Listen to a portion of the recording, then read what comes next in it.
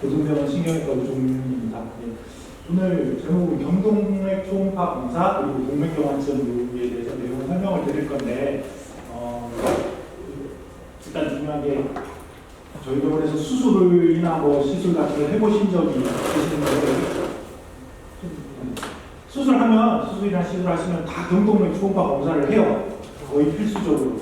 이걸 하는데 뭐 해놓고 뭔 내용인지 말도 안 해주고 이건 뭐 비싼데 뭐하러 하는지 수술 전에 검사는 왜 이렇게 많은지 수술만 따라하면 되는데 왜 이렇게 많이 하냐 이렇게 말씀하셨는데 그 중에서 경동맥 초음파 검사는 뭐냐면 경맥경이자 그다음 동맥, 혈관, 초음파로 여기 검사해서 막힌 데 없는지 잘 뚫려 있는지 피 잘 지나가는지 확인하는 거예요. 간단하게 말씀드려서 이걸 하는 이유가 수술하기 전에 이제 몸에 뭐 큰 무리가 없는지 수술할 때 마취하고 수술하고 피나고 이렇게 했을 때 위험한 거 없는지 확인을 하는데 심장에서 피가 나와서 온몸으로 피를 돌리는데 만약에 여기가 막혀 있으면 좁아져 있으면 수술하다가 혈압도 떨어지고 피가 왔으면 갑자기 혈압 떨어지는데 딴 데는 피 좀 가는데 여기는 막혀 있어서 너무 잘 안 올라가요.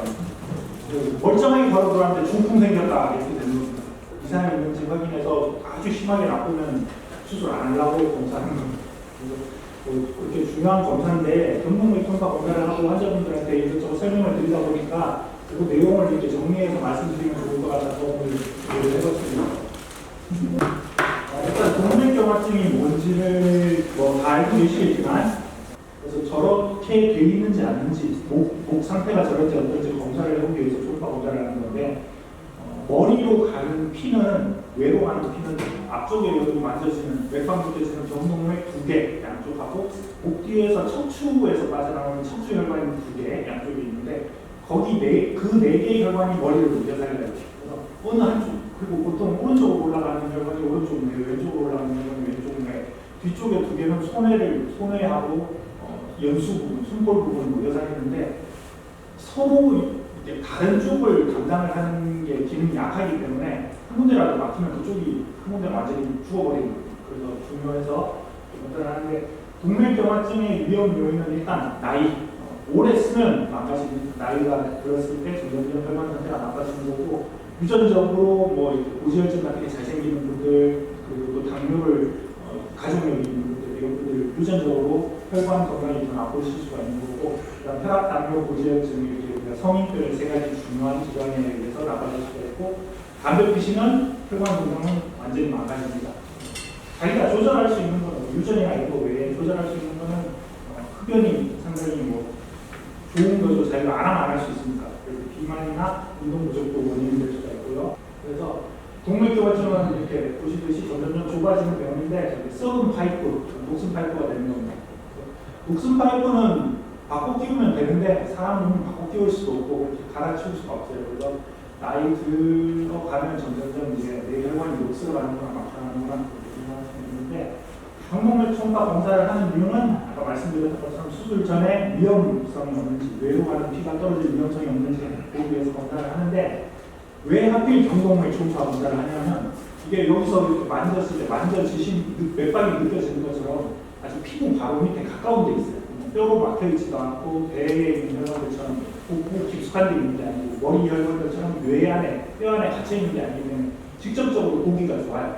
초음파 검사를 해서 직접적으로 접근하기가 좋고 그리고 큰 혈관 중에 하나입니다. 몸에 있는 혈관 중에 큰 혈관 중에 하나이기 때문에 작은 혈관들은 그렇게 검사를 해서 상태 판단을 하기 힘든데 큰 혈관은 몸 전신 혈관 다른 것과의 연계관계나 이런 상태를 보기가 좋기 때문에 경동맥 검사를 우선적으로 하고 그리고 비침습적이라는 건 말은 찌르고 아프게 하지 않는다는 뜻입니다. 그리고 안전하다는 뜻인데 이게 경동맥 초음파 검사가 얼마나 안전하냐면은 애기들 이렇게 뱃속에 산전 검사할 때 애기들 검사하러 가면 초음파로 애기들 보잖아요.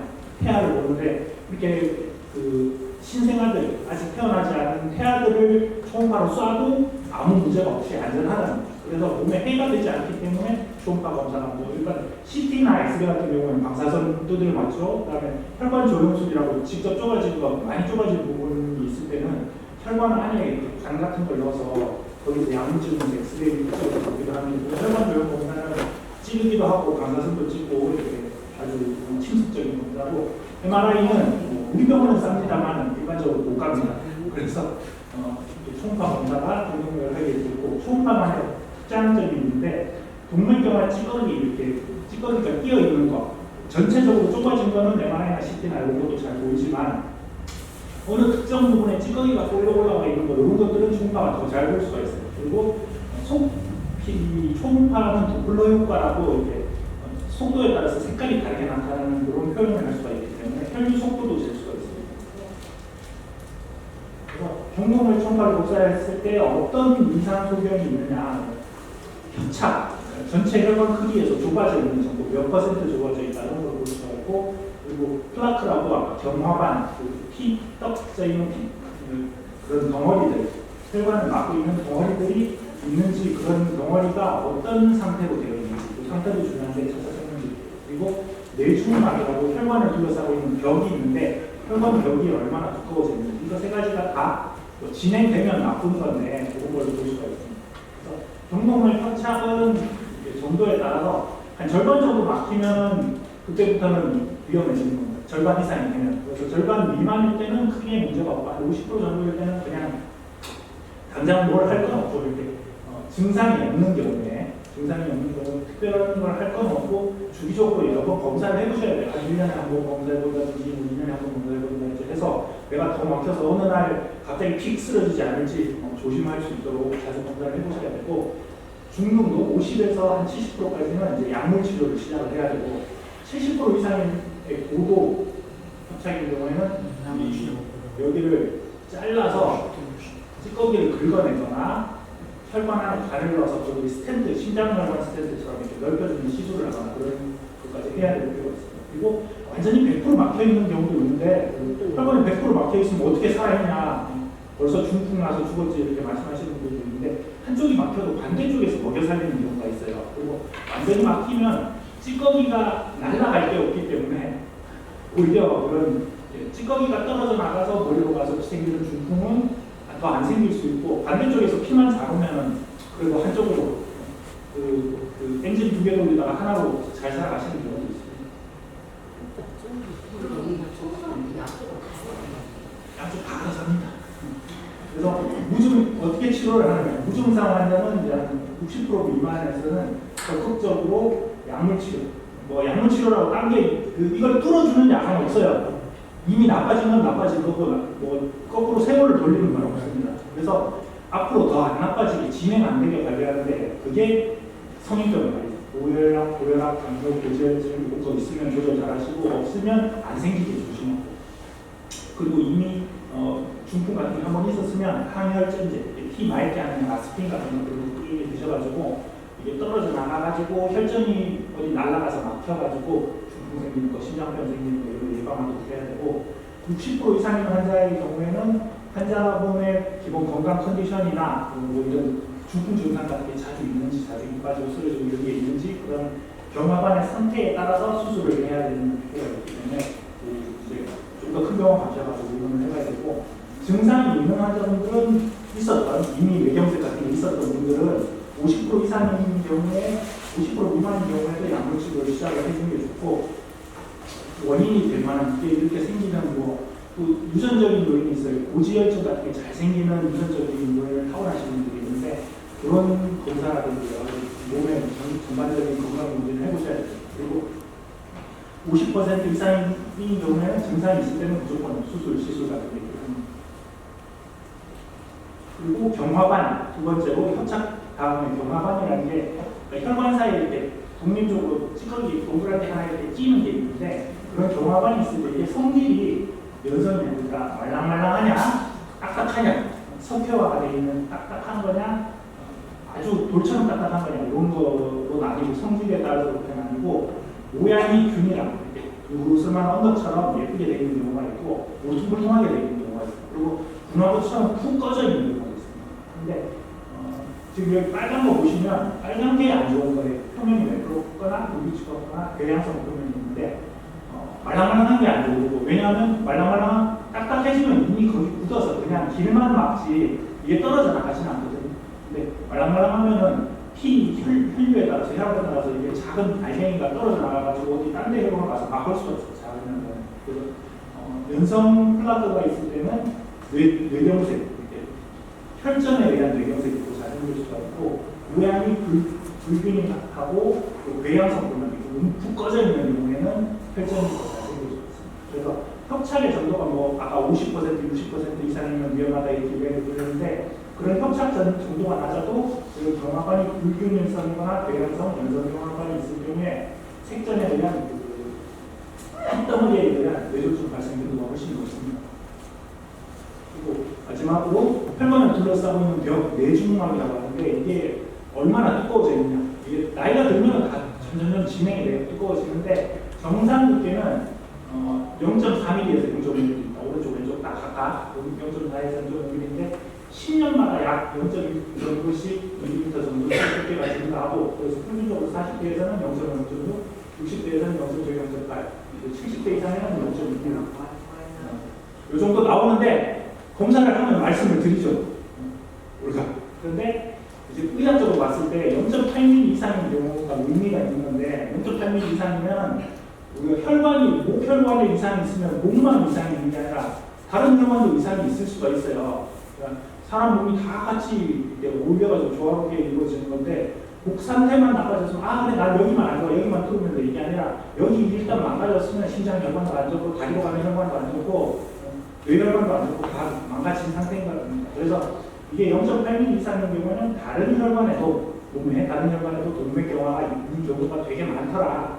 그런 내용이 이제 연구 결과가 됐고 그래서 나이 상관없이 봤을 때 0.8mm 이하면 보통 비교적 건강한 혈관 상태를 가지고 계시고 0.8에서 1mm 정도다. 그러면 조심해야 된다. 관리 잘 하셔야 된다. 1mm 이상이면 거의 동맥경화가 몸에 어딘가에 있다.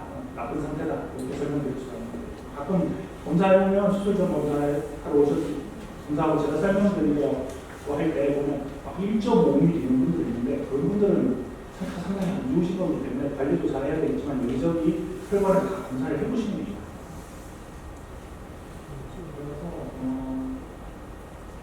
해외 연구 결과에 따르면 유명한 연구들이 있는데 어떤 연구 이름은 중요한 게 아니고 하나는 15,000명 정도 이렇게 몇 년 동안 그 사람들을 계속 관찰해 봤을 때 뇌중막 비유가 심할수록 심장마비가 자르고 중풍이 자른다.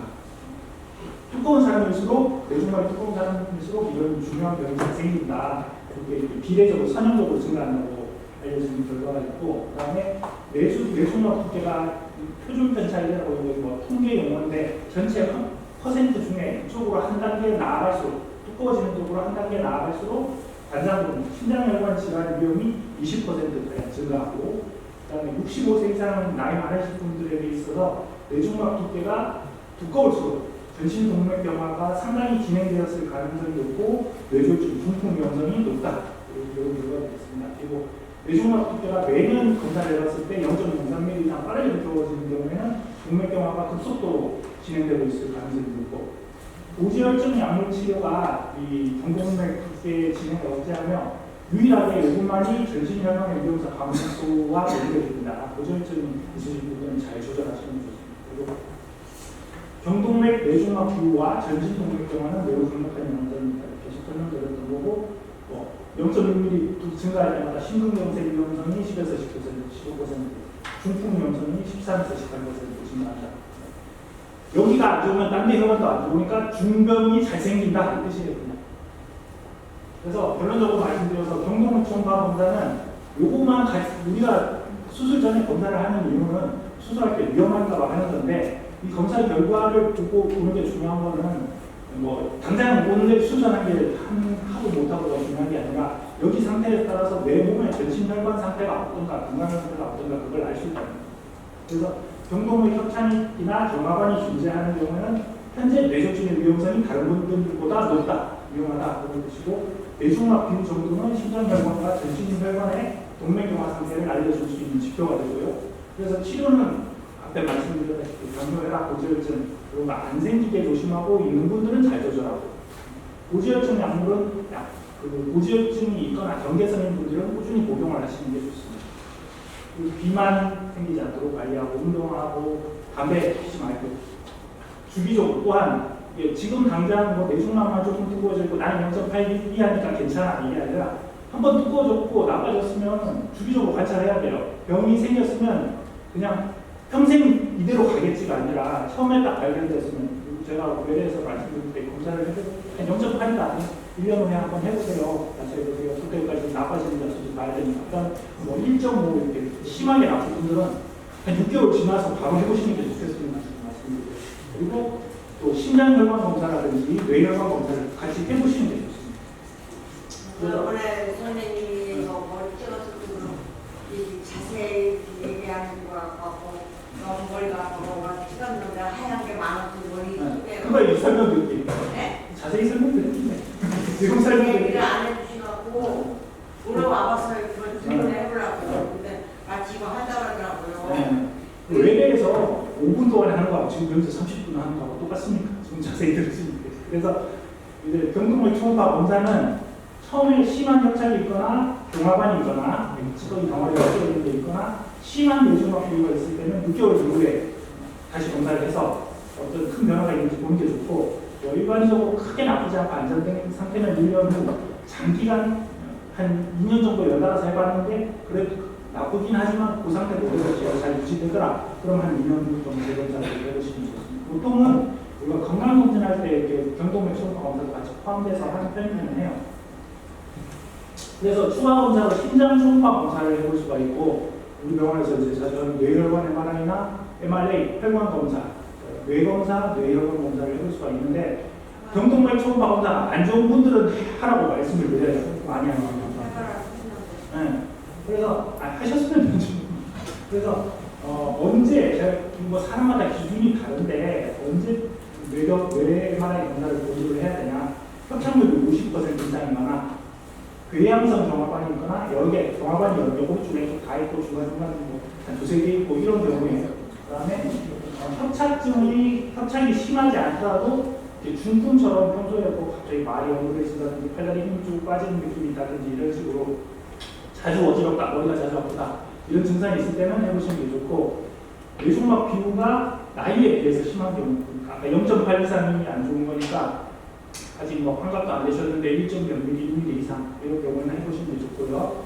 이런 소견에 더불어서 두통 어지러움이 있는 경우에는 해보시는 게 좋습니다. 그래서 해봤을 때 어떤 소견이 보이냐면 혈관이 이런 데가 뚝 막혀있거나 한쪽이 머리 MRI 검사에서 하얗던데. 아니 그거 설명드릴게요.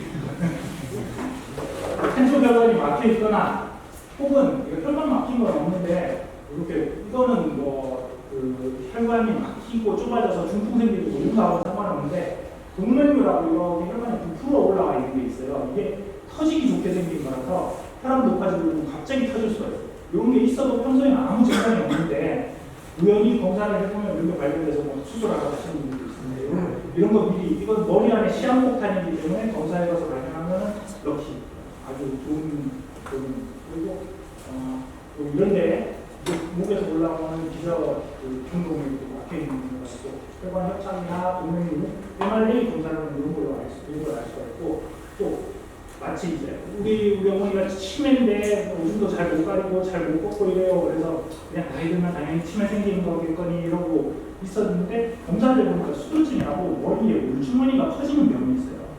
이게 물이 빠지는 구멍이 막혀가지고 그러는 건데 뇌수가 이렇게 만들어지고 빠지고 하는데 그게 순환이 잘 안 돼서 이런 머리에 물이 차는 수두증이라는 병이 생기는데 이거는 마치 치매 같은 증상이 있습니다. 그래서 환자분들이 뭐 대소변 잘 못 빨리고 기억력이 점점 떨어지고 걷는 게 좀 잘 못 걷고 이런 식으로 되면 머리 검사해봤을 때 이건 수두증이 있으면 이게 머리에 물을 빼서 다른 데로 물기를 돌리는 수술을 할 수 있는데 그런 걸로 치료할 수 있는 계기가 되기도 해요. 그리고 뜬금없이 머리 안에 종양을 암 같은 데 발견되는 경우도 있고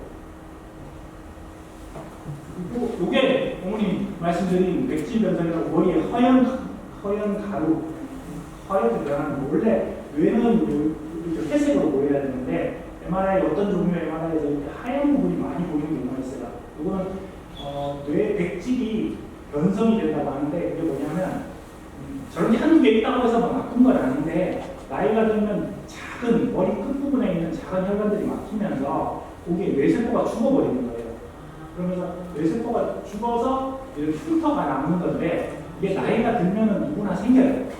점점 많아지긴 하는데 이거 살균적으로 봤을 때 나이에 비해서 너무 이른 나이에 이렇게 많이 생기면 많이 보이면 뭐 지금 당장은 괜찮더라도 치매 같은 게 올 위험성이 높고 이런 게 많이 있으면 큰 뇌졸중, 중풍 이건 증상 없이 생기는 거거든요. 여러분들 머리 찍었는데 옛날에 중풍 왔던 흔적이 있네요 이러면은 아니 나는 그런 거 한 번도 있었던 적 없는데 뭐 지금까지 건강하게 잘 살았는데 무슨 소리냐. 그 어떤 증상을 일으키지 않을 정도로 중요하지 않은 부위이고 작은 혈관이기 때문에 아무 증상이 없으셨는데 방비가 잦으면 똥을 싼다고 이런 게 늘어나면 어느 순간에 큰 중풍도 올 수 있어요. 그러니까 많이 보이면 그만큼 위험하고 그리고 이렇게 급성 중풍이고 이거는 뭐 팔다리 힘 빠지거나 말 너무 되지거나 이래서 특별한 MRI 본다는 건데 이런 걸 발견할 수 있고